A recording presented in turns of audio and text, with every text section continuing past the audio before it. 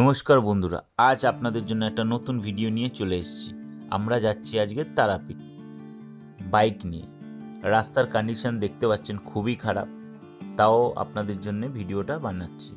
যদি ভিডিওটা ভালো লাগে লাইক করবেন, চ্যানেলে যারা নতুন আছেন অবশ্যই সাবস্ক্রাইব করবেন, আর কমেন্ট করে বলবেন কেমন হলো, আর বেশি করে বন্ধুর সঙ্গে শেয়ার করবেন। রাস্তার দৃশ্য দেখতে দেখতে আমরা আগিয়ে চললাম। ডান দিক দিয়ে সরু গঙ্গা বয়ে চলেছে আর কাশফুলে ভর্তি। দৃশ্যটা খুবই সুন্দর লাগছিল, অসাধারণ দৃশ্য, চারদিকে সবুজে মোড়া।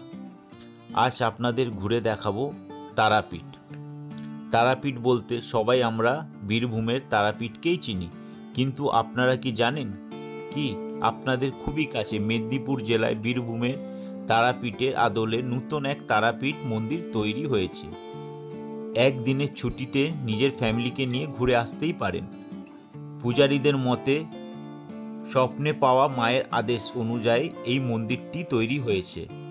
দীর্ঘ 5 থেকে 6 বছর আগে থেকেই এখানে মায়ের আরাধনা শুরু হয়েছিল।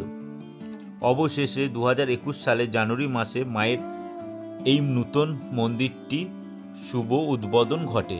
মায়ের 51 সতীপীঠ অনুসারে এই মন্দিরটি 51টি সিঁড়ি তৈরি করা হয়েছে। মন্দিরের ডান দিকে আছে পুকুর। হাত মুখ ধুয়ে নিয়ে মায়ের কাছে নিজের মতন করে পুজো দিতে পারেন। এই মন্দিরে প্রবেশ করার পরে মায়েরকে প্রণাম করে নিন, আর মনটা দেখবেন খুবই শান্তি হয়ে যাবে।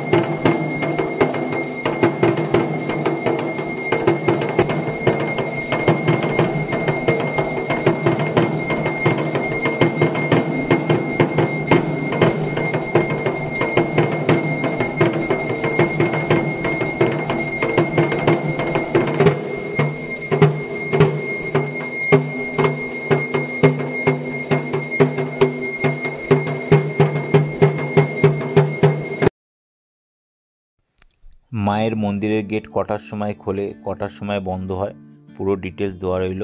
তোমরা পজ করে ভালো করে দেখে নিও।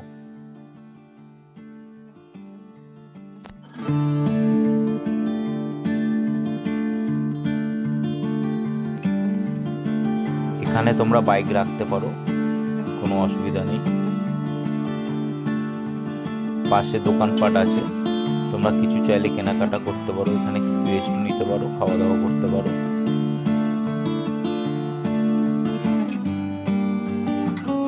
আমরা এবার বামাখ্যাপার মন্দির দর্শন করতে যাব।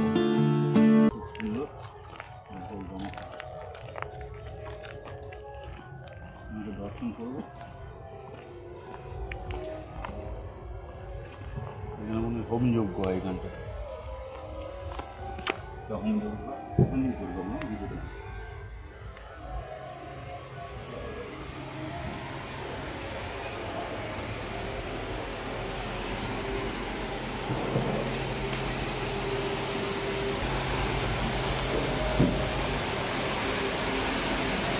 সে বামাখ্যাপা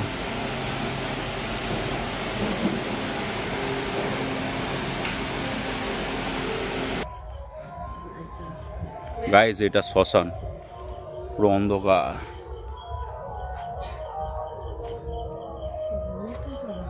এটা পুরো শ্মশান, পুরো অন্ধকার হয়ে আছে।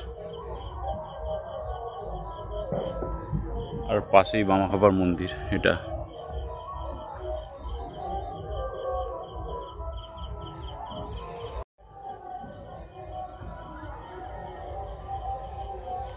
মাঝখান দিয়ে মাটির রাস্তা, গ্রাম্য পরিবেশে একটা আলাদাই এটা এনজয় করতে আসতে হলে আসতে হবে।